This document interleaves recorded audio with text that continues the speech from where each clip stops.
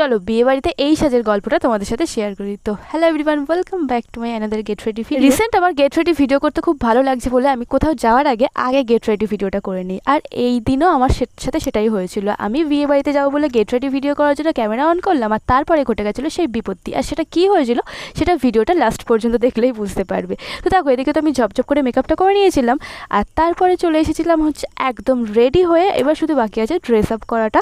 আর এই যে আমি সেদিনকে পরেছিলাম হচ্ছে এই ব্ল্যাক অ্যান্ড হোয়াইট দিয়ে এই শাড়িটা, যেটা আমি অনেক দিন পরে পরেছি। শাড়িটা আমার ভীষণই পছন্দ, তাই ভাবলাম ছোটো করে একটা ভিডিও করা যাক। আর তারপরে ঘটে গেল সেই বিপত্তি, কারেন্ট অফ। আর বিয়ে বাড়িতে যাওয়ার আগে কারেন্ট আসলোই না।